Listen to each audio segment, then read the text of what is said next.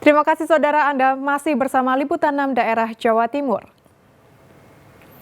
Polwan Polres Mojokerto Kota menyiramkan bensin dan membakar suaminya sesama polisi. Akibatnya korban yang berdinas di Polres Jombang tersebut tewas. Seorang anggota polisi RDW berusia 27 tahun dirawat intensif di IGD Rumah Sakit Umum Daerah Dr. Wahidin Sudirohusodo, Kota Mojokerto karena mengalami luka bakar. Korban yang berdinas di Polres Jombang tersebut menderita luka bakar 90% di tubuhnya usai disiram bensin dan dibakar oleh FN, istrinya sendiri yang merupakan Polwan Polres Mojokerto Kota pada Sabtu pagi di rumah dinas yang mereka tempati. Minggu siang, korban akhirnya tewas usai dirawat di rumah sakit. Kapolres Mojokerto Kota AKBP Daniel Samonasa mengatakan belum mengetahui pasti motif pelaku tega membakar korban. Korban dan pelaku merupakan pasangan suami istri dan sama-sama menjadi anggota Polri. Dua-duanya adalah anggota Polri, pelaku maupun korban. Untuk sementara korban yang mengalami luka bakar sedang kita laksanakan penyembuhan atau mungkin sedang dirawat di rumah sakit RSUD di wilayah Mojokerto. Dan untuk pelaku masih kita dalami untuk motif dan kita lakukan pemeriksaan bergabung dengan Krim Polda Jatim dan dilakukan pemeriksaan oleh Bid Propam Polda Jatim. Pak, hubungan pelaku sama korban apa? Untuk pelaku dan korban adalah suami istri, di mana istri merupakan anggota Polres Mojokerto Kota dan korban merupakan anggota Polres Jombang. Pelaku saat ini masih diperiksa petugas gabungan dari Ditreskrimum dan Bid Propam Polda Jawa Timur guna memastikan motif pelaku tega membakar suaminya. Dia Eko Purwoto melaporkan dari Mojokerto. Saudara, sejumlah toko milik pedagang di Pasar Baru Kabupaten Tuban dibobol maling dalam sepekan terakhir. Pedagang resah dan berharap pengelola pasar meningkatkan pengamanan termasuk memasang kamera pengawas. Para pedagang di Pasar Baru Kabupaten Tuban di Jalan Gajah Mada resah dan khawatir dengan hilangnya barang dagangan mereka. Sebanyak 7 toko dibobol kawanan maling dalam sepekan terakhir. Para korban mengatakan pencuri membobol kunci toko dan menggasak sejumlah barang di dalamnya. Hal ini diketahui korban saat hendak membuka tokonya mendapati kunci gembok sudah rusak dan beberapa barang dagangan raib. Selain uang tunai, maling menyasar barang dagangan yang cepat laku dijual seperti gula, bawang, dan minyak goreng. Para pedagang mendesak pengelola pasar meningkatkan pengamanan serta memasang kamera pengawas. Ya, saya mau dasar minyak, tapi minyaknya 3 kalau tidak ada 2. Terus saya, loh, di mana minyaknya? Kalau tidak ada, terus saya tanya bapak, minyaknya gak ono. Loh, kok ini Pak dirusak. Kehilangannya jam berapa? Pas tutup aku jam 12 kan udah pulang. Paginya baru tahu itu. Iya, pagi itu mau dasar nyari minyaknya tidak ada. Oh, berarti sering ya kehilangan? Iya, sering. Ini berapa hari, Bu, orang ambil? Berturut-turut? Berturut-turut pokoknya ya 1 minggu. Itu masuknya gimana caranya, Bu? Paling ya dibandrek kuncinya itu dibandrek. Itu tahu-tahu hilang pas gimana, Bu? Pas pagi? Pagi mau disobek, mau dituangin ke dalam gelas. Tahu-tahu sudah nggak ada itu ya, Bu. Apakah CCTV itu gimana? Memang betul, CCTV itu sangat diharapkan. Kita tetap memenuhi permintaan pedagang, Mas. Kita berusaha memenuhi. Juga itu akhirnya meringankan kita. Akibat pencurian, para pedagang merugi dari ratusan ribu hingga jutaan rupiah. Jika pencurian terus terjadi, mereka melaporkannya ke polisi. Sapari Ranwijaya melaporkan dari Tuban. Saudara, sentra ternak sapi di Kabupaten Lamongan kali ini mendapat pesanan dari Presiden Republik Indonesia Jokowi. Sapi seberat 1 ton lebih yang akan disembelih pada Hari Raya Idul Adha tersebut bahkan sudah dipesan 2 tahun yang lalu.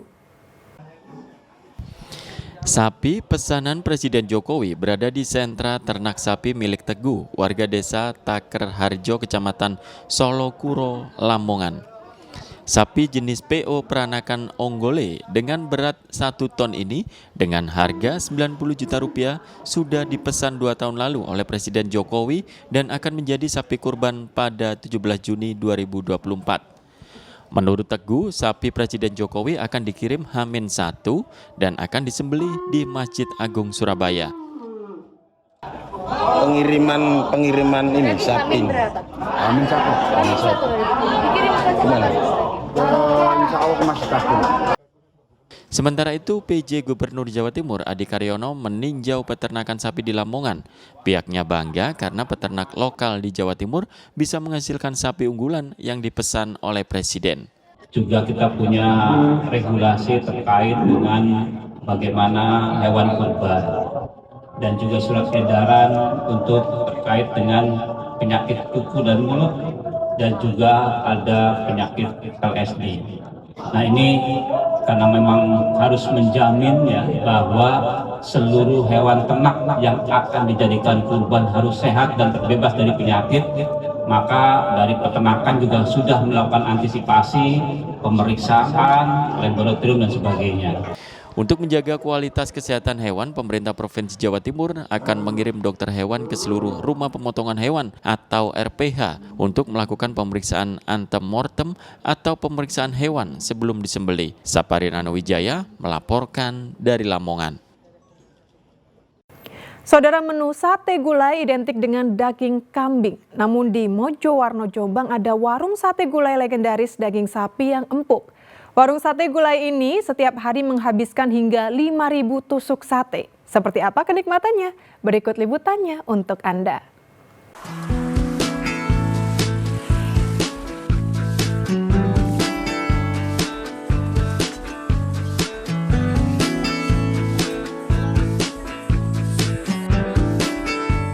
Warung sate gulai daging sapi ini berada di sisi selatan Kabupaten Jombang. Warung legendaris ini kini dikelola oleh generasi ketiga. Sate ini oleh warga sekitar juga dikenal dengan sate Tugu Penceng karena berdekatan dengan Tugu. Setiap hari warung ini buka mulai jam 6 pagi hingga jam 5 sore dan selalu diserbu pembeli, bahkan sehari bisa menghabiskan 5.000 tusuk sate atau sekitar 1 ekor sapi setiap hari.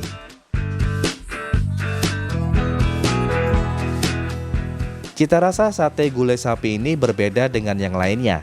Selain dagingnya empuk, bumbu rempahnya nampol, sehingga nendang di lidah. Harga per porsi sate sapi dengan gulai Rp27.000. Pemilik warung gulai sate sapi ini mengatakan sejak awal kakeknya dulu memilih daging sapi karena tidak berbau seperti kambing. Selain itu, daging sapi juga banyak peminatnya. Kalau kambing kan dominannya kalau orang punya darah yang tinggi kan nggak bisa makan ya. Kalau sapi kan aman untuk kalangan usia anak-anak, remaja, terus usia dewasa, usia tua juga kan seneng gitu loh kalau daging. Terus kan lebih empuk juga. Kalau sehari bisa berapa porsi? Kalau porsian makan sih ada ya kalau 500 piring lebih kayaknya. Dari mana saja pelanggan? Alhamdulillah udah dari Mojokerto, Surabaya, Krian, terus daerah Jombang Kota, daerah Ploso, Jombang itu udah hampir semua sih. Dari usahanya ini, pemilik warung mengaku dapat meraup keuntungan bersih hingga Rp30 juta per hari dengan 10 karyawannya. Dwi Mujarso melaporkan dari Jombang.